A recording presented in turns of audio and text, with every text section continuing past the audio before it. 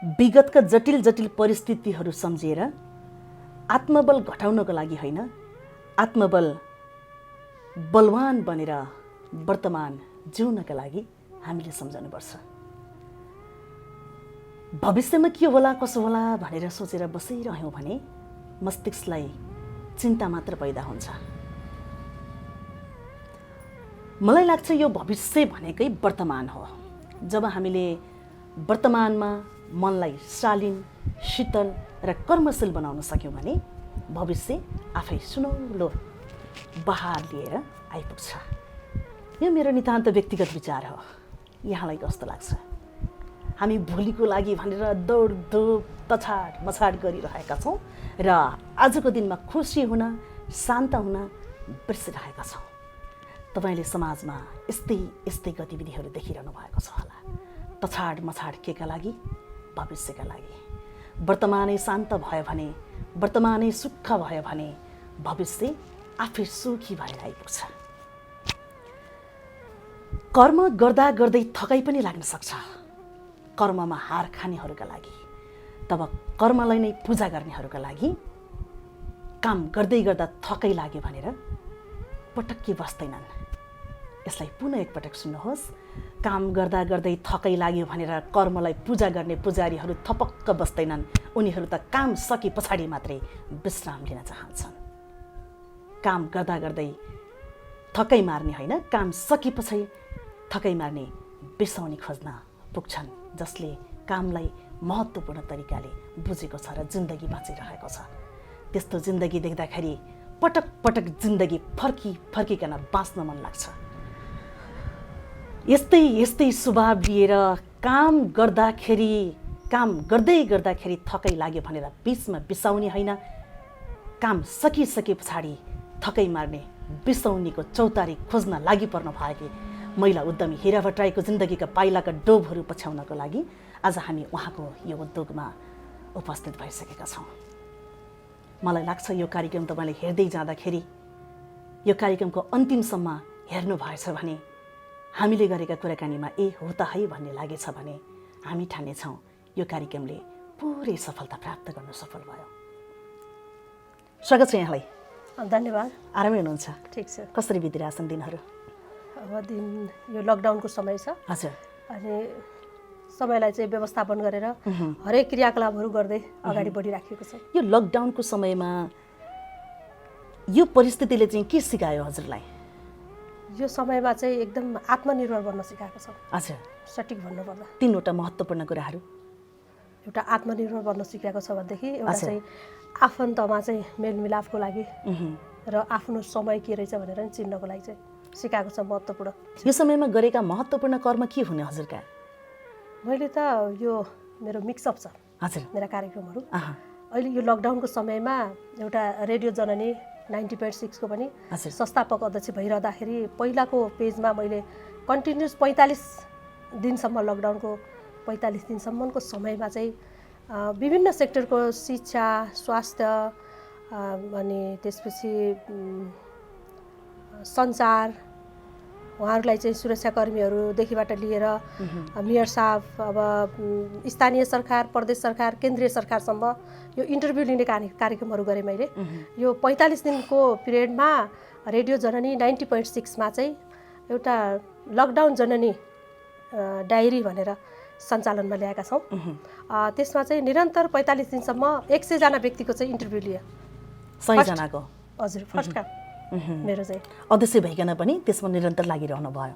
म संस्थापक अध्यक्ष हो, तर वर्तमान अध्यक्षज्यू लगायत टिमले अब यो लकडाउनको समयमा हामीले कस्तो काम गर्न सकिन्छ भनेर उहाँहरूले चाहिँ मलाई भन्नुभयो र त्यस पछाडि मैले चाहिँ त्यो कामलाई चाहिँ अगाडि बढाएको छु र अहिले निरन्तर चाहिँ अहिले बहिनीहरूले चाहिँ यो कामलाई चाहिँ अगाडि लगिराख्नु भएको छ। मानवताको विषयमा केही बोल्न चाहनुहुन्छ? यो परिस्थितिमा व्यक्तिहरूमा चाहिँ मानवता कतिको देख्नुभयो? अहिले यो पछिल्लो समयमा यो मानवता चाहिने हो। जति एक अर्कालाई सपोर्ट गर्नुपर्छ र अब भनौँ केन्द्रीय सरकारैदेखिबाट नै लिएर प्रदेश सरकार र स्थानीय सरकारसम्म आइपुग्दाखेरि एकदम कता कता मानवता हराएको हो कि हजुर भन्ने महसुस मैले गरेको छु। नितान्त व्यक्तिगत विचार, हजुर मेरो आफ्नो व्यक्तिगत अध्ययन। विचार। हजुर आफूलाई चिनाउनुहोस् न, अब हामी यहाँनिर प्रवेश गर्छौँ यो लकडाउनको समयलाई सकाउँदै होइन। समग्र आम मान्छेले अहिले त समानताको धरातल कस्तो भइदियो भने को वकिल, को पत्रकार, को प्रधानमन्त्री, को राष्ट्रिय, को अन्तर्राष्ट्रिय सबै एकै समान जिन्दगी बाँचिरहेका छन् यो विश्वव्यापी महामारीमा। हजुर आफूलाई चिनाउनुहोस् त, कसरी चिनाउनुहुन्छ, आफ्नो सम्बोधन कसरी होस् भन्ने चाहनुहुन्छ आम दर्शकको माझ? मलाई चाहिँ मैले आफूले यो भनिदिनुहोस् भन्नुभन्दा पनि मलाई धेरै जस्तो महिला उद्यमी नै भनेर चिन्नुहुन्छ, सम्बोधन गर्नुहुन्छ, म त्यसमै रमाउँछु। कर्मको जन्मको नाम हुन्छ नि दिजु, जस्तो मान्छेले नगरिन्जेल त 9 दिनसम्ममा नाम पनि पाउँदैन, जो बोलाउने नाम राखिएको हुन्छ होइन। त्यस पछाडि काम गर्दै गर्दै गर्दै जाँदाखेरि उसलाई एउटा कर्मले चिनाएको नाम महिला उद्यमी। हजुर त्योभन्दा अगाडि हिरा भट्टराई चाहिँ यहाँको जन्मको नाम होइन। हजुर महिला उद्यमी क्षेत्रमा हिरा जस्तै चम्किनु भएको छ भन्ने बुझाइ छ समाजमा, कसरी लिनुहुन्छ?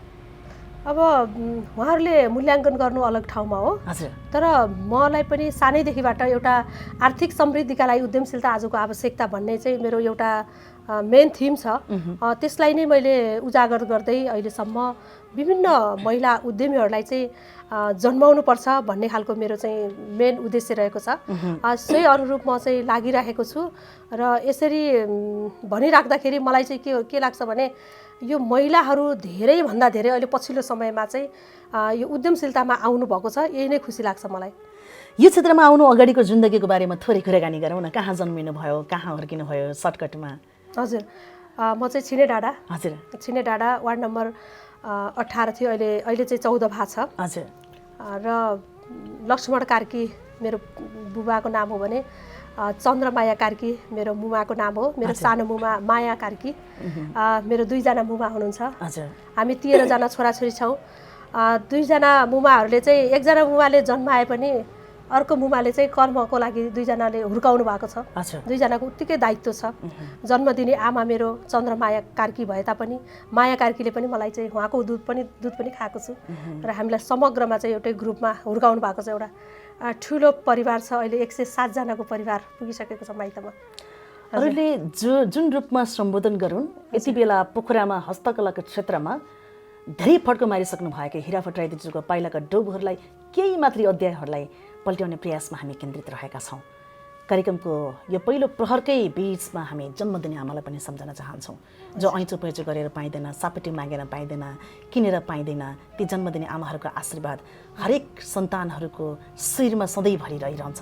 संसारमा रहे पनि नरहे पनि जन्मदिने आमालाई कसरी सम्झन चाहनुहुन्छ? अहिले आफू यो क्षेत्रमा यसरी कर्मशील भएर धेरै महिला दिदीबहिनीहरूलाई अगाडि बढाइरहँदा मैले मेरो आमालाई सम्झँदाखेरि एकदम धन्य सम्झिन्छु, किनभने मलाई चाहिँ जन्माएर हुर्काएर बढाएर उहाँले शिक्षा दीक्षा दिएर उहाँको चाहिँ एकदम पोजिटिभ सोच छ मेरो आमाको, र हरेक कुराहरू चाहिँ सम्भव छ, गर्न सकिन्छ भन्ने र एकदम जुझारु र हरेक कुराहरू चाहिँ एकदम संवेदनशील भएर त्यो कार्यलाई चाहिँ समापन गर्ने उहाँको एउटा जुन नेचर छ, एकदम मायाको खानी। उहाँको कुराहरूलाई सम्झनु पर्दाखेरि उहाँले भन्नुहुन्छ हामीलाई खानलाई त एक माना भए पुग्छ, लगाउनको लागि मान्छेहरूले धेरै इच्छा आकाङ्क्षाहरू राखेका हुन्छन्।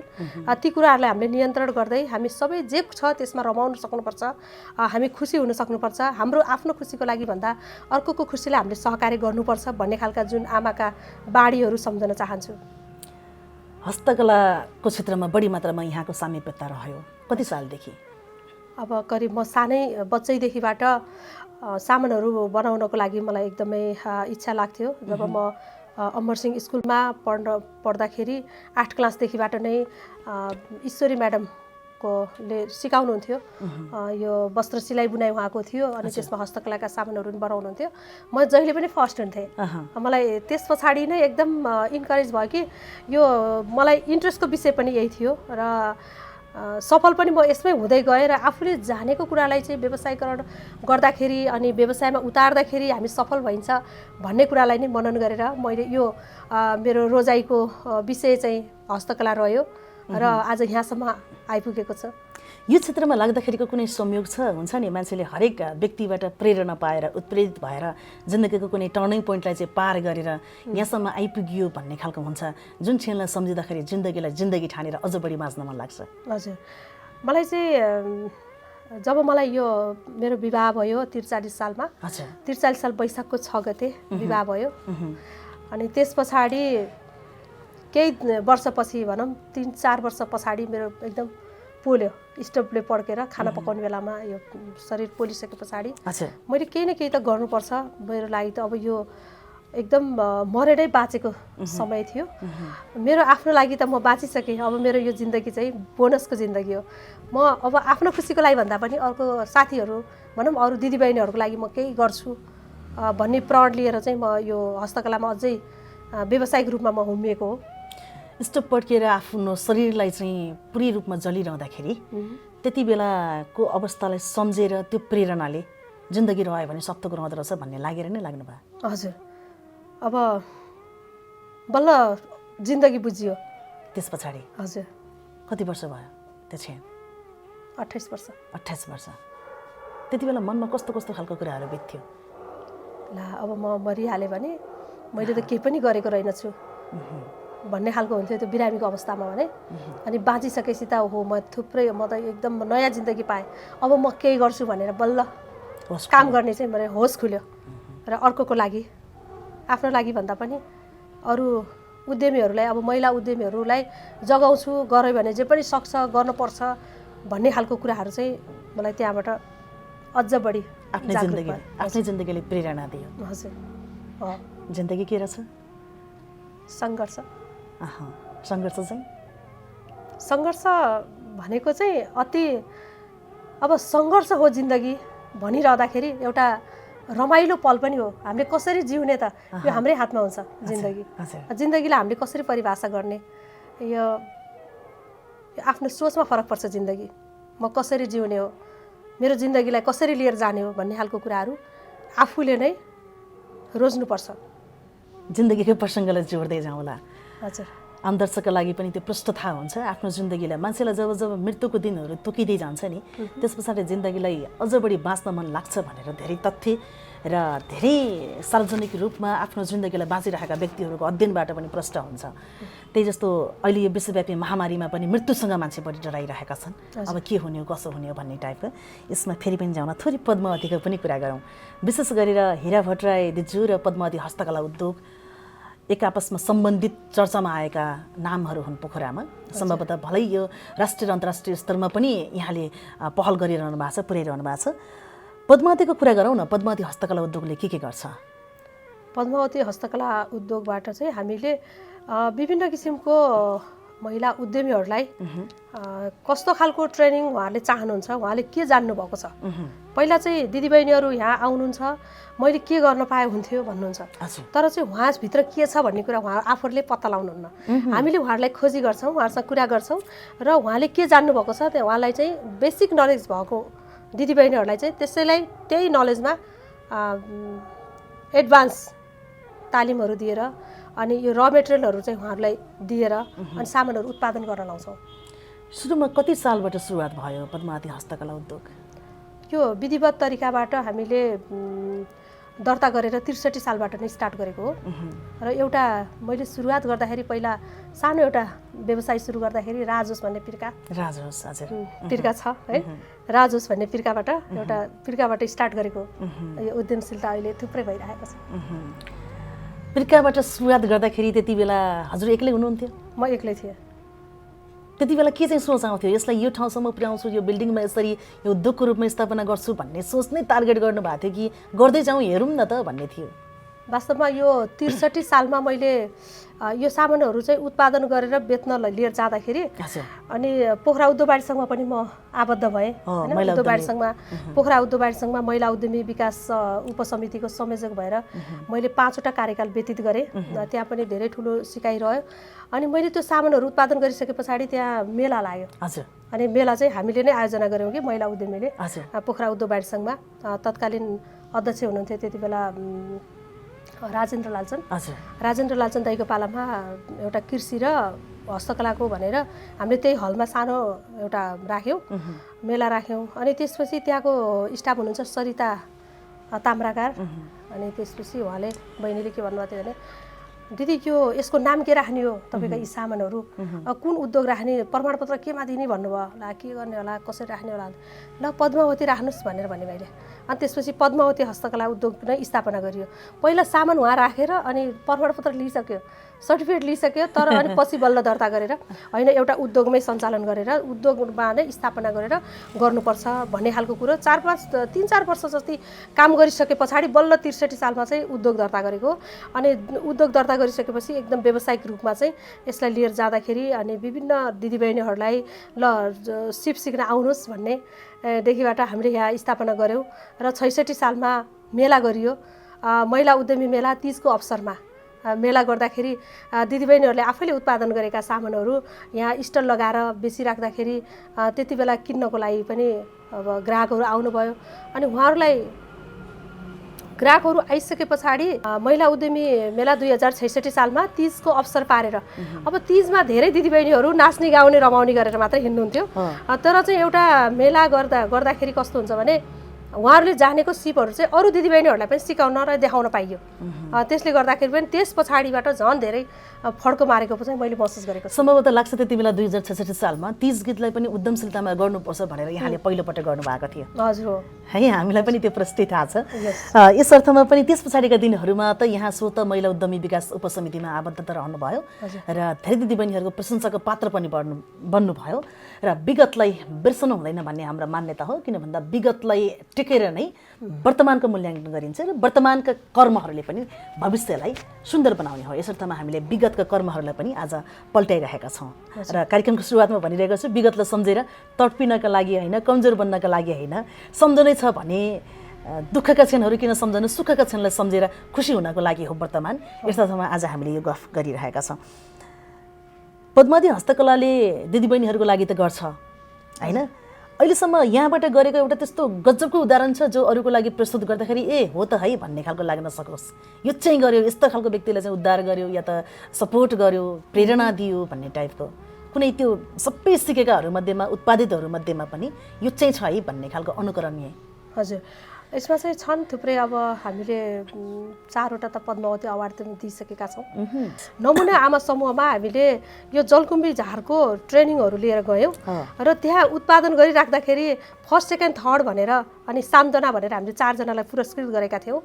जसमध्ये जो फर्स्ट हुनुभएको थियो उहाँलाई चाहिँ हामीले अगाडि त्यो के गर्नुभएको छ भनेर हामीले अनुगमन गरिराखेका थियौँ र उहाँले एकदम राम्रो काम गरेको हुनाले अनि उद्योग खोल्छु भनेर उहाँ आफै आउनुभयो। अनि के राख्ने होला भन्दाखेरि नमुना हस्तकला उद्योग राख्नुहोस् भनेर सल्लाह दिए। नमुना हस्तकला उद्योग खोल्नुभयो। विष्णु ठकुरी उचाइ हुनुहुन्छ। अनि उहाँले चाहिँ पद्मावती अवार्ड पनि हामीले दिइसकेका छौँ। हजुर हजुर। अनि फेरि अर्को पटक यस्तै गरेर अर्को लेक साइडमा हुनुहुन्छ फेरि हस्तकला दिदीबहिनी के अरे हस्तकला उद्योग भनेर खोल्नु भएको छ किरण। त्यो पनि पद्मावतीको प्रेरणा? पद्मावतीको प्रेरणा। उहाँलाई पनि पद्मावती अवार्ड हामी वितरण गरिसकेका छौँ। अनि लामाचौरमा शान्ति वैद्य भन्ने हुनुहुन्छ। अनि शान्ति वैद्यले चाहिँ दिदीबहिनी हस्तकला त्यो शान्ति हस्तकला उद्योग खोल्नु भएको छ लामाचौरमा। उहाँलाई पनि पद्मावती अवार्ड दिइसक्यौँ। अनि अहिले लास्टमा चाहिँ यो बगरमा चाहिँ दिदीबहिनी हस्तकला उद्योग भनेर मिराले खोल्नु भएको छ। एकदम राम्रो काम गर्नुभएको छ। उहाँले यहाँबाट सामानहरू पनि लिएर जानुहुन्छ, पसल पनि खोल्नु भएको छ, दिदीबहिनीहरूलाई काम पनि दिनुभएको छ। उहाँलाई चाहिँ पनि हामीले पद्मावती अवार्ड दिएका छौँ। खुसी लाग्छ। राज होस् भन्ने पिर्काबाट सुरुवात गर्नुभएको जिन्दगी यहाँसम्म आएर धेरै हस्तकला उद्योगहरू उत्पादित गरिसक्नु भएको छ। हजुर, 4वटा। अनि त्यस पछाडि अर्को फेरि पहिलो हस्तकला उद्योग म जहाँ गयो पहिलो। हजुर, अब जहाँ हिरा त्यहाँ उद्यमशीलता भन्ने खालका कुराहरू आउँछन् क्या। म अहिले लायन्स क्लब अफ पोखरा गण्डकीको पनि अध्यक्ष छु। अनि अब सिद्धिन लाग्यो 2019-20 को हो। अब मेरो कार्यकाल धेरै बाँकी छैन। त्यहाँ पनि हाम्रो गभर्नर साहब हुनुहुन्छ, डिस्ट्रिक्ट गभर्नर 325 विवान नेपालको डाइनामिक लिडर हुनुहुन्छ इन्दु लम्साल म्याडम। इन्दु लम्साल म्याडमले पनि त्यस्तै खालको थिम लिएर आउनुभयो उद्यमशीलतालाई। सशक्तिकरणको लागि जागौँ भन्ने खालको उहाँले पनि एउटा थिम लिएर आउनुभयो। त्यसमा रहेर मलाई काम गर्न अति नै सजिलो भयो र पहिलोपटक नै मैले जुलाई 1बाट हाम्रो कार्यकाल सुरु हुन्छ। त्यो बेलामा 25 दिनको मोडा बुन्ने तालिम नै सक्सेस गरिसक्यौँ। अनि त्यसकै प्रेरणाको स्वरूप एउटा पहिलो हस्तकला उद्योग भनेर पनि हिरा कुँवरले चाहिँ खोलिसक्नु भएको छ। भनेपछि 5वटा हस्तकला उद्योगता खुलिसकेको छ। मलाई एकदमै खुसी लाग्छ यो कुराहरूले नै। हजुर, सुरुमा पद्मावती हस्तकला उद्योग त व्यावसायिक हिसाबले नै अगाडि हो, त्यो सँगसँगै यसले समाजसेवाको काम यस अर्थमा गरिरहेको छ कि विशुद्ध गृहिणी महिलाहरू जो कुनै पनि कार्यालयमा जान सक्नुहुन्न, कुनै पनि ठाउँमा गएर काम गर्न सक्नुहुन्न, उहाँहरूको लागि दिउँसोभरिको बचेको समयलाई चाहिँ सदुपयोग गराउने प्रयास गरिरहेको छ। हजुर, कस्तो लाग्छ सम्झिँदा भित्री आत्मादेखि? एकदमै खुसी लाग्छ। बिहान 11 बजीबाट 3 बजीसम्म जम्मा 4 घण्टा मात्रै समय दिए पुग्छ। गृहिणी महिलाहरू, दिदीबहिनीहरू, अहिले हामीले होम म्यानेजर पनि भन्ने गरेका छौँ, उहाँहरू आफै व्यस्त हुनुहुन्छ, तर पनि व्यस्त भए र पनि व्यस्त समयको बावजुद पनि उहाँले आफूले जानेको कुराहरूलाई चाहिँ व्यवसायीकरण गर्दाखेरि उहाँहरूलाई छुट्टै आनन्द भएको छ र उहाँहरू आनन्दित हुँदा नै मेरो मन झनै आनन्द भइरहेको छ। अब चाहिँ के छ योजना? यहाँसम्म आइपुग्नु भएको छ, अबको योजनाहरू हुन्छ नि, अब चाहिँ गर्न पाएँ भने चाहिँ यो उद्योगलाई चाहिँ यो चाहिँ गर्थेँ भन्ने खालको?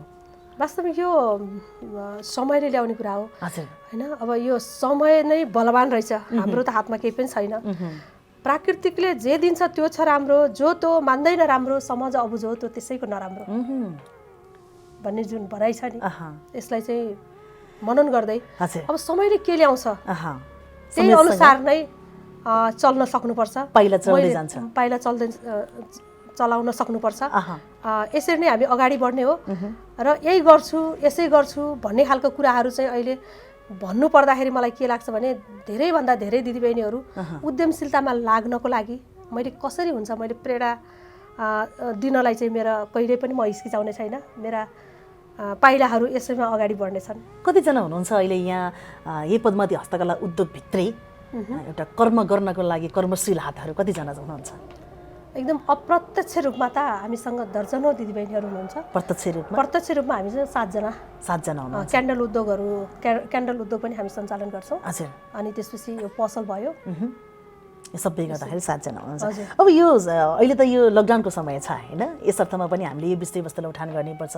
सङ्कटको बेला छ, अर्थतन्त्रमा नै ह्रास आएको अवस्थाहरू रहेको छ होइन। यति बेला सबै दिदीबहिनीहरूलाई किसिमको तनाव छ, अर्थलाई कसरी भनौँ न व्यवसायहरूको लागि नै यो विश्वव्यापी रूपमै एउटा अर्थ सङ्कट परिरहेको अवस्थामा पद्मावती हस्तकलासँग आबद्धता रहेका व्यक्तिहरूको लागि त्यस्तो कुनै ओहो यो बेलामा पनि यस्तो सुनौलो अवसर प्रदान गर्यो है भन्ने टाइपको हुन सक्छ नि, त्यस्तो खालको चाहिँ हौसला दिने साथ दिने कुनै योजना त पक्कै बनाउनु भएको छ होला यो समयमा? हामीले यो समयमा अब बहिनीहरूले सामानहरू यहाँसम्म भएको सम्मका र मेटेरियलहरू चाहिँ लिएर गएर बनाएर निरन्तर गरिराख्नु भएको छ है। जो जागरुक हुनुहुन्छ उहाँहरूले चाहिँ सामान ल्याउने लाने गरिराख्नु भएको छ भनेदेखि अहिले यो हाम्रो यो सिजन गाउँको नल काट्ने सिजन हो। अनि केही दिदीबहिनीहरूलाई चाहिँ नल काट्नको लागि पनि हामीले एउटा रोजगार भनौँ न उहाँहरूलाई दियौँ। अनि सामानहरू उत्पादन गरेर त्यसलाई नलहरू भाँचेर राख्ने काम गरेका छौँ। र अहिले अब यो मकैको खोस्टाहरू चाहिँ कलेक्सन गर्ने बेला आएको छ। दिदीबहिनीहरू धेरैले चाहिँ कलेक्सन गरिराख्नु भएको छ र यहाँ उद्योगमा चाहिँ लिएर आउनको लागि पनि तल्लीन हुनुहुन्छ।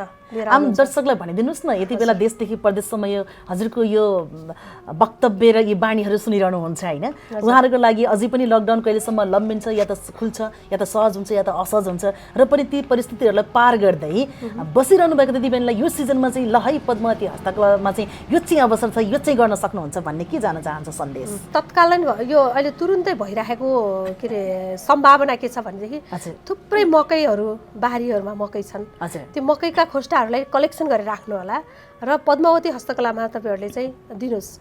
हामी तपाईँकोमा आउँदाखेरि हामीले 80 रुपियाँ केजी किनिदिन्छौँ भने तपाईँहरूले हामीलाई यहाँ ल्याउनु भयो भनेदेखि हामी 100 रुपियाँ केजीमा लिन्छौँ।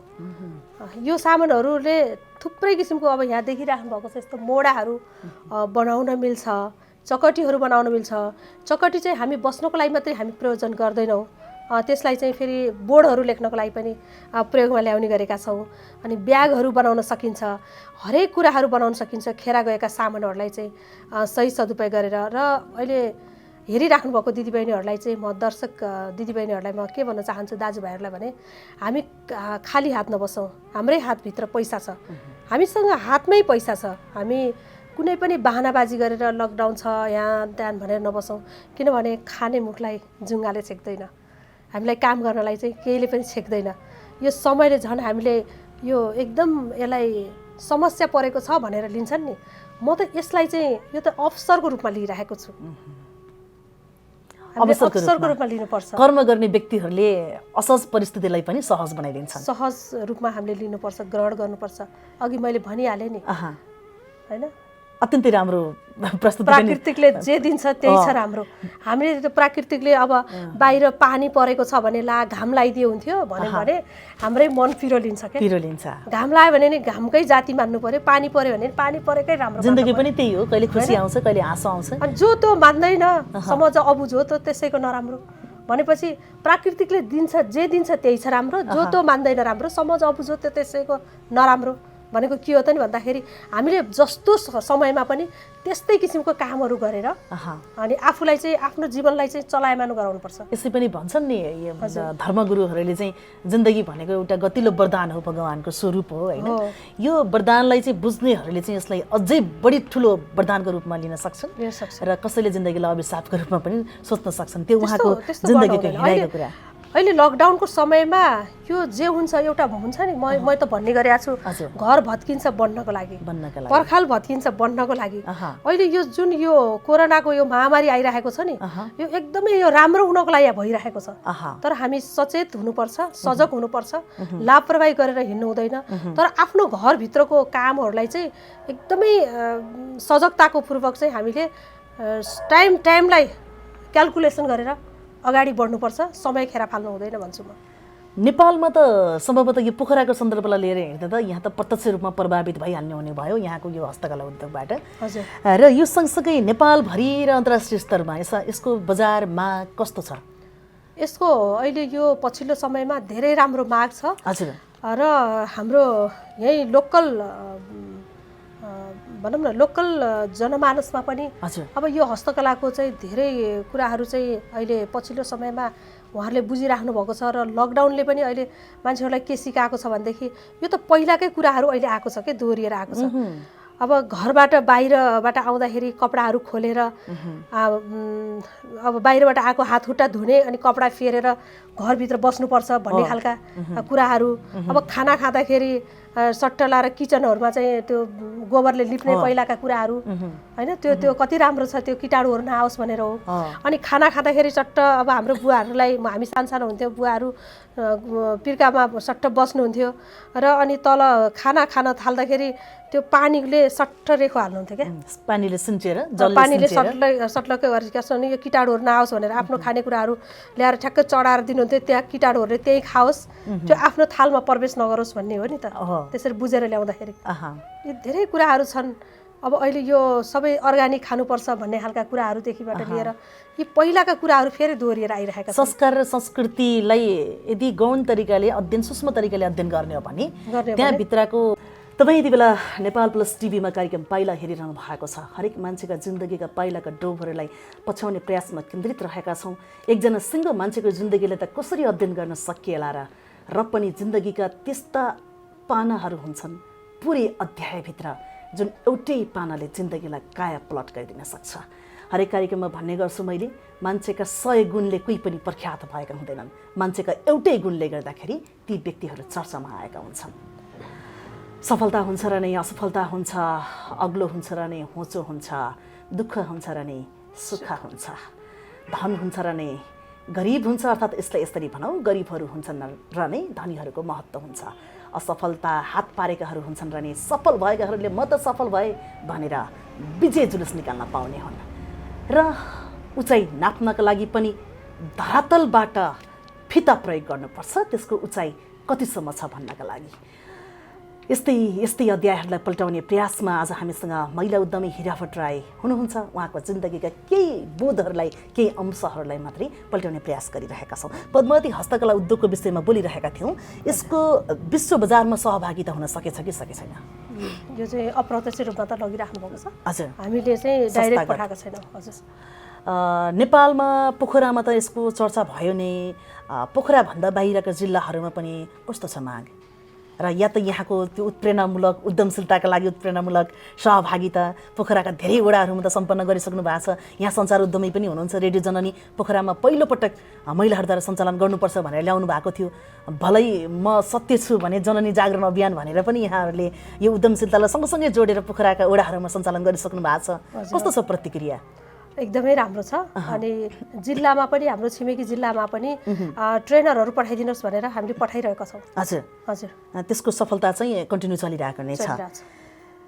किन यो क्षेत्रमा लाग्न मन लाग्यो यहाँलाई? अरू पनि थिए, प्रविधिका क्षेत्रहरू छन्, शिक्षाका क्षेत्रहरू छन्, होइन? अनेक छन् नि त। अहिले त जमाना यही हस्तकला उद्योगलाई पनि अनलाइनबाट पनि यहाँले बेचबिखन गरिरहनु भएको छ होला, होइन? मार्केटमा बिछाइरहनु भएको छ होला। किन लाग्यो होला यो क्षेत्रमा? अब यो हस्तकला यो आफ्नो इन्ट्रेस्टको विषय हुन्छ क्या। हजुर, मेरो इच्छाको विषय थियो। हजुर, त्यही भएर मैले यो व्यवसायलाई रोजेको। त्योभन्दा अरू केही बन्न मन लागेन जिन्दगीमा? यहाँले भन्नुभयो जस्तै जब स्टोभ पड्क्यो, आफ्नो शरीरमा पुरै जलन भयो, बाँच्छु कि बाँच्दिनँ भन्ने लाग्यो, होइन? दोस्रो जिन्दगी पाए बराबर भयो। अनि अरू चाहिँ किन गर्न मन नलाग्यो? त्यस्तो खालको कुनै इच्छा शक्ति भित्र थिएन तहमा? र मलाई चाहिँ कस्तो लाग्थ्यो भने म आफू गृहिणी भएर यो दिनचर्या व्यतीत गरिराख्दाखेरि एउटा उद्यमशीलतामा आफूले जानेको कुरालाई चाहिँ उजागर गर्नुपर्छ भनेर मलाई खास यही विषयमा चाहिँ रोज्न मन लाग्यो। जब 4 घन्टा दिदीबहिनीहरू घरमा बस्नुहुन्छ नि, त्यो समयलाई नै मैले बढी टार्गेट गरेँ र मैले यो व्यवसाय रोजेको। पैसाको परिभाषा दिनुहोस् त, पैसा के रहेछ जिन्दगीमा? पैसा यो नभई नहुने चिज पनि हो, तर धेरै चाहिने पनि होइन है मेरो बुझाइमा। ठिक्क होस्, धेरै पैसाको पछाडि पनि हिँड्यो भने आफूलाई नै बिर्सिन्छ। त्यसले गर्दाखेरि पैसा नभई नहुने चिज पनि हो, तर धेरै चाहिने चिज पनि होइन। हस्तकलामा लागेका महिला दिदीबहिनीहरूको अवस्था कस्तो छ समग्र यो पोखराको सिनेरियोमा? के देख्नु भएको छ यहाँ? अहिले जो हस्तकलामा लाग्नु भएको छ भनिन्छ नि, मैले आज मात्र स्ट्याटस राखेको थिएँ, खेती गर्ने मान्छे भोको रहँदैन, होइन? अनि असारको खेताली माझ पस्दैन भनेको के हो भन्ने कुरा राखेर मैले आज मैले स्ट्याटस राखेको छु। क्या के रहेछ त्यो चाहिँ? यो चाहिँ के हो भने तपाईँलाई थाहा छैन? म भनिदिउँ त? भनिदिनुहोस् न। खेती गर्ने मान्छे भोको बस्दैन बस्नु पर्दैन भनेको के हो भने जसरी उब्जनी हुन्छ जे पनि खान पाउने भयो। र असारको खेताली माझ पस्दैन भनेको असारमा खेतालीहरू चाहिँ अल्छी खेतालीहरू के त्यो उसमा छेउछेउ कुनामा जान्छन् र क्या, होइन? अनि बिचमा भए त मेलो धेरै हुन्छ नि। म पनि धान रोपेको हो है। अनि बिचमा अब हामी त सिधा सादा बिचमा बस्थ्यौँ। अनि भन्नुहुन्थ्यो क्या, अनि जति बेला नि उसलाई बिचमै पारिदियो भनेर भन्नुहुन्थ्यो क्या आमाहरू, होइन? बुढो आमाहरू दिदीहरूले त्यस्तो भन्नुहुन्थ्यो। के भन्नुभयो रहेछ भन्ठानेको? अनि त्यो छेउछेउमा गऱ्यो भने अलिकति मात्रै छेउछेउमा काम गर्दै जानु पर्दो रहेछ। बिचमा भयो भने यता नि तान्नुपर्ने मेलो ठुलो लिएर जानु पर्दो रहेछ क्या। त्यो रहेछ भनाइ, त्यो अल्छीको भनाइ रहेछ क्या। त्यसको ठ्याक्कै एन्सर चाहिँ लोचना अधिकारीले दिनुभएको छ कमेन्टमा। के भन्नुभएको छ उहाँले? यही कुरा भन्नुभएको छ, ठ्याक्कै भन्नुभएको छ है। तपाईँको जिन्दगी सरल लाग्छ कि मध्यम लाग्छ कि उत्तम लाग्छ कि अति उत्तम लाग्छ? आफूलाई निहाल्दा मलाई त मेरो जिन्दगी अति उत्तम लाग्छ। अति उत्तम लाग्छ किन? म खुसीमा रमाउन चाहन्छु। अनि विगतका दुःखहरूलाई सम्झ्यो भने अहिले एकदमै रमाउन चाहन्छु। कहिले त त्यो पहिलाको कुराहरू कस्तो थियो भनेर हुत्लिएर विचार गर्न मन लाग्छ, अनि समीक्षा गर्न मन लाग्छ। हो है, त्यस्तो थियो जिन्दगी, आज यस्तो छ। दुःख बढी भोगियो कि सुख बढी आम मान्छेले गर्ने परिभाषामा? ठ्याक्कै क्यालकुलेसन गर्न भएको छैन, भ्याउनु भएको छैन। काममा व्यस्त छु। सराबरी छ मलाई। विगतको त्यो एउटा मात्रै क्षण सम्झाउँ न, जो यति बेला आम दर्शकले हेरिरहँदाखेरि जिन्दगीमा त्यस्तो क्षण पनि थियो है, जुन क्षण सम्झिँदाखेरि अहिले पनि मन भक्कानेर आउँछ, मनमा एक किसिमको तरङ्ग पैदा हुन्छ। र त्यो क्षणले गर्दाखेरि अहिले यो ठाउँमा आइपुगे, कसैले ल्याएर होइन, हिरा आफै उभिएर। त्यो क्षण एउटै मात्रै क्षण जो अरूको जिन्दगीको लागि गतिलो सन्देश बन्न सकोस्। कुनै क्षण छ? भर्खरै विवाह भए पछाडि वैशाख 6 गते विवाह भयो, 7 गते दुरानी फर्काउन गइयो, 8 गते घरमा फर्कियो, 9 गते दोस्ती फिल्म हेर्न गइयो, र त्यो 10 गतेको दिन छ, वैशाख 10 गतेको दिन। यसरी वैशाखको अहिले त यो वैशाख महिनामा त्यति गर्मी भएन त्यो 43 सालको वैशाखको 10 गते एकदम झलझल्ती याद आउँछ मलाई चर्को घाम थियो अग्लो अग्लो मकै थियो त्यो मकैबारीमा मकै गोड्दाखेरिको छेड कहिल्यै बिर्सिन सक्दिनँ कति घन्टा गर्नुभयो दिनभरि किन याद आयो त्यो क्षण त्यसरी एकदमै बढी गाह्रो भएर खलखल पसिना आएर त्यो पहिलो दिन थियो मलाई त्यति धेरै लामो काम गरेको म कृषकको छोरी भए पनि घरमा मैले माइतमा त्यति धेरै दुःख नगरेको ठ्याक्कै त्यति लामै काम नगरेको रहर लाएर कति बेला 1 घन्टा 2 घन्टा काम गर्नु त स्वाभाविकै हो तर बिहानदेखि बेलुकासम्म त्यस्तो गरेको थिइनँ बाध्यता थियो जिम्मेवारी बाध्यता अब दुवै थियो परिस्थिति घरबाट नयाँ बुहारी थिए अब अहिलेको त नयाँ जोडाजोडी त हनीमुन मनाउन जान्छन् घुम्न जान्छन् होइन त्यो बेला अनि यो बेला सम्झिँदाखेरि मलाई अचम्म लाग्छ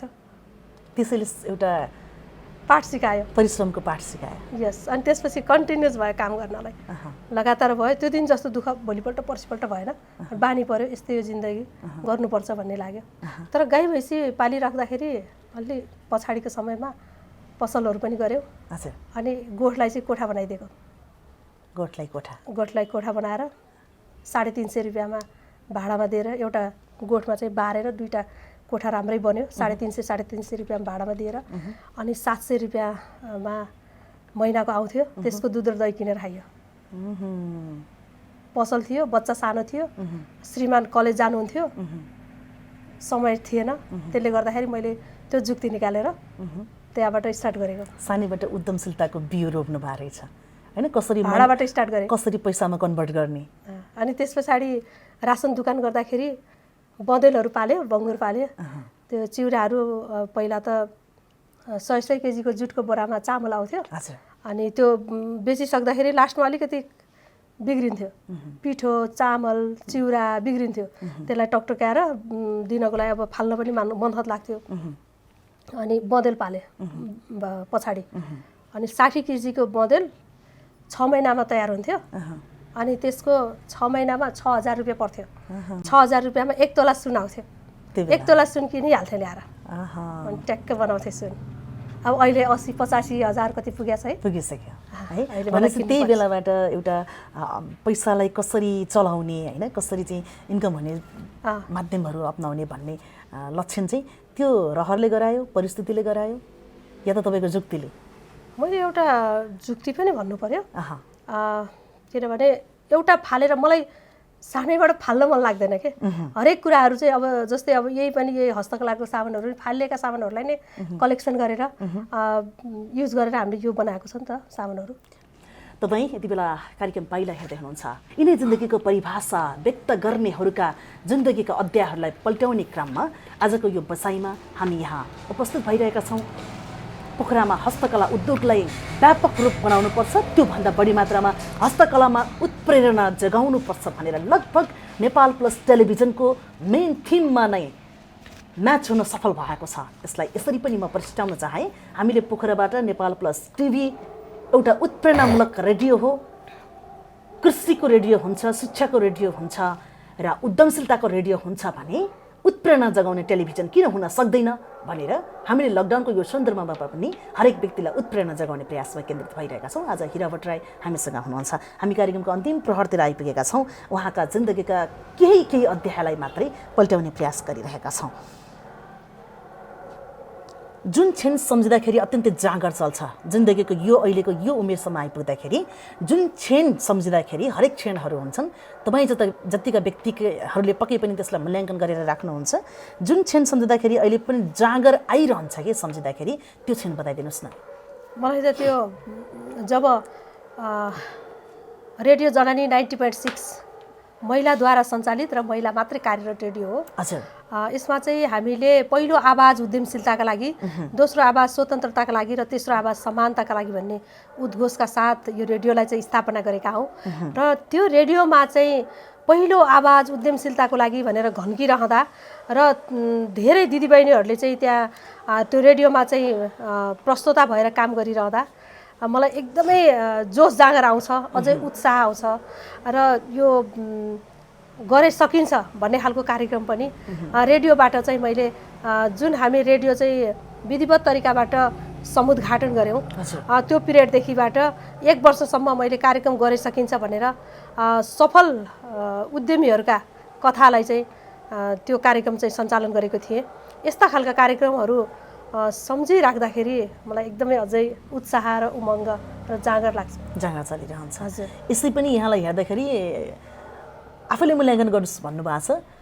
यहाँसँगको एउटा रमाइलो क्षण याद आउँछ, डायरीमा नै हिरा तेरो काम भनेर लेखेर हिँड्नुहुन्छ होइन। समयको व्यवस्थापन गर्ने केही टिप्सहरू बताइदिनुहोस् न। 3वटा जो महिला दिदीबहिनीहरूले समय छैन समय छैन समय छैन भनेर विभिन्न बहानाबाजीमा आफूसँग भएका क्षमता र सिपलाई पनि कुण्ठित बनाइरहनु भएको छ, उहाँहरूको लागि म उहाँहरूको लागि के भन्छु भने अब आफूले चाहिँ के काम गर्ने हो त्यो एउटा डायरीमा लेखेर, मेरो आफ्नो नेचर तपाईँले पत्ता लगाइहाल्नुभयो।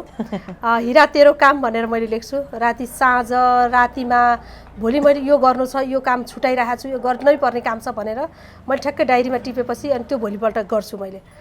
त्यस्तो तरिकाबाट कुनै पनि काम हामीले गर्न सकिन्छ, हामीले बाहना गर्नु हुँदैन।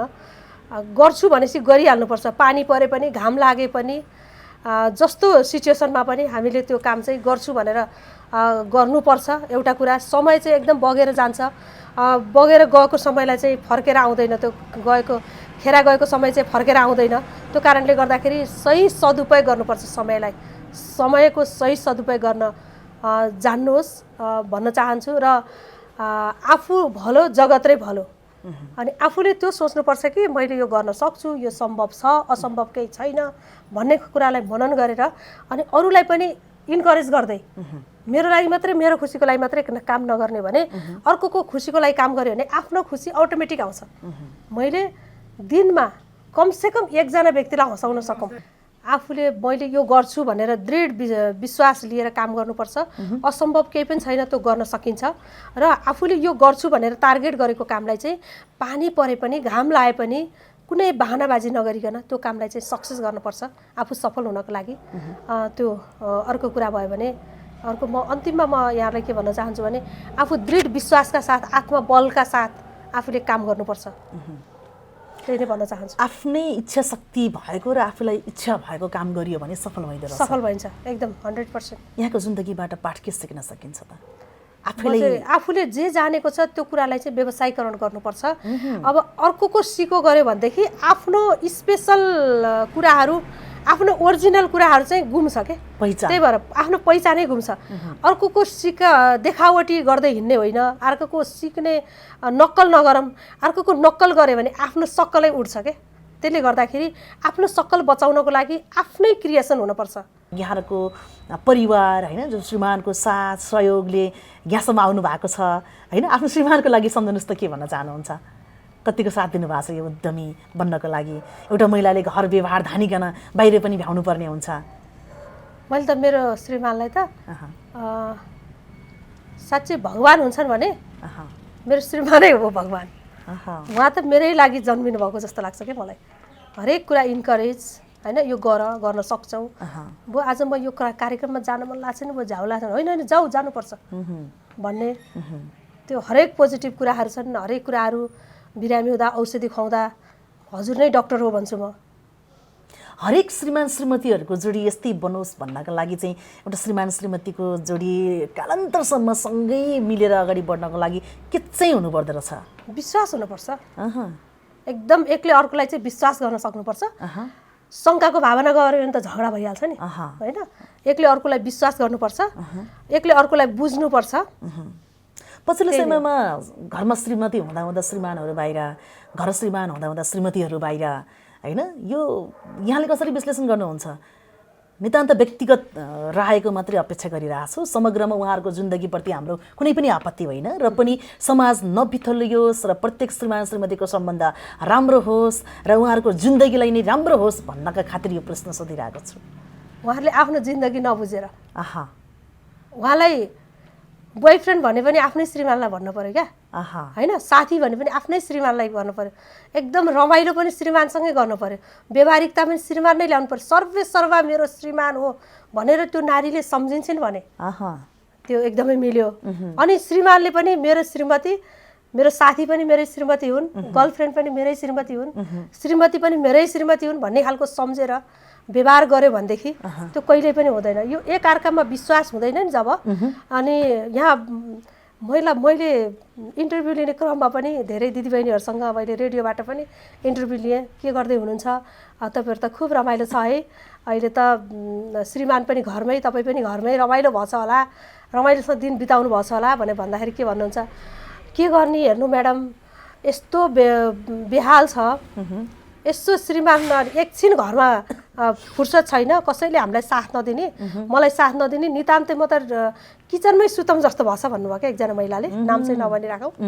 अनि उहाँलाई चाहिँ नै नदिने। अनि त्यस पछाडि श्रीमान थिम गएर यसो बस्न थाल्ने भने उहाँले चाहिँ मजाले फेसबुकहरू त्यो के चलाएर बस्नुहुन्छ अरे मेसेज गरेर। अनि आडमै गयो भने जाउँ न पानी लिएर आऊ भनेर पठाउने अरे क्या। अनि पानी लिएर गएर ल्याउनुहुन्छ अरे, अनि एकैछिन बस्न नपाए चिया पिउनु पायो हुन्थ्यो भन्ने अरे। अनि आफूसँग त बस्नै नदिने अरे होइन। त्यस्तो गरेर अहिले लकडाउनमा चाहिँ दिदीबहिनीहरू धेरै पीडित क्या, त्यस्तो खालकोहरू सुनाउनु भयो। अनि तपाईँले चाहिँ के गर्नुहुन्छ, उहाँलाई चाहिँ ल आउनुहोस् न भनेर बरु बोलाउनुहोस् किचनतिर होइन, तरकारी काट्ने बेला सँगसँगै गएर बसेर सँगै काट्नुहोस् न, बोडी छोडाउने छ भने साथ दिनको लागि। अनि आफू धेरै नजिक बसिराख्नुहोस्, काममा मात्रै व्यस्तता नहुनुहोस्। त्यसो गऱ्यो भने तपाईँको श्रीमान अलिकति अगाडि अनि तपाईँसँग अलि नजिक हुनुहुन्छ कि भन्ने खालको मैले सल्लाह दिएँ कि उहाँलाई। एकदमै राम्रो सुझाव। किन भन्दा म पनि के भन्न चाहन्छु भने यदि हामीलाई कसैले नमस्कार गरोस् भनेर हामीले चाहना राख्छौँ भने हामीले पनि नमस्कार गर्नुपर्छ, र हामीलाई कसैले माया गरोस् भन्ने चाहनुहुन्छ भने हामीले पनि माया प्रकट गर्न जान्नुपर्छ हैन। हामीले जे दियौँ त्यही नै ब्याङ्कमा ब्याज आए जस्तो फर्केर आउने हो। यो मेरो नितान्त व्यक्तिगत बुझाइ हो। कस्तो लागिरहेछ आज यसरी बसिरहँदा गफ गरिरहँदा? रमाइलो लागिरहेछ। करिब 11 वर्ष भएन हामी भेटघाट र चिनजान भएको। हजुर। अनि यो 2066 सालमा जुन हाम्रो महिला उद्यम मेला थियो यही घरमा, यति बेलादेखिबाट हाम्रो चिनजान भेटघाट छँदैछ। अनि आज पुनः धेरै वर्ष पछाडि यसरी संवाद गर्न पाउँदा, नरमाया र सैली बहिनीसँग यो कुराकानीमा जुट्न पाउँदा धेरै खुसी लागेको छ। कार्यक्रम पाइला हो दिजु, पाइलाको अर्थ कसरी बुझ्नुभयो? पाइलाको अर्थ मैले बुझेँ, मेरो बुझाइमा चाहिँ स्टेप पाइला होइन। अब हिँड्दै जाँदाखेरि यी पाइलाहरू चाहिँ निरन्तर अगाडि बढिराखुन्, सफलता चुमोस्, शुभकामना छ। के भन्न चाहनुहुन्छ अन्तिममा तपाईँको जिन्दगीका केही पानाहरूलाई सुनेर हेरेर जिन्दगी बुझ्ने आम दर्शकका लागि? म चाहिँ आम दर्शकहरूलाई चाहिँ म के भन्न चाहन्छु भने हाम्रो जिन्दगी देखेर हरेस नखानुस् होइन। अब अहिले लकडाउनको अवस्थामा धेरै मन पिर लिएर अहिले कोरोनाले भन्दाखेरि पनि कोरोनाले मान्छे नेपालमा त त्यही 14-15 जना मात्रै भनौँ न स्वर्गीय भएको चाहिँ हामीले सुन्नमा आएको छ भने हजारौँ जना चाहिँ यो डिप्रेसनमा आउने र अनि पुरा आत्महत्या गरेर मरिरहेको अवस्था छ। यो हाम्रो यो जिन्दगी अमूल्य छ, हामीले कसरी लिएर जाने यो जिन्दगीलाई यो हाम्रै हातमा छ। हामी कहिले पनि हरेस खान हुँदैन, हामी केही गर्नुपर्छ, हामी सफल भइन्छ, यही भन्न चाहन्छु। हस्, धन्यवाद छ समय र साथका लागि। धन्यवाद।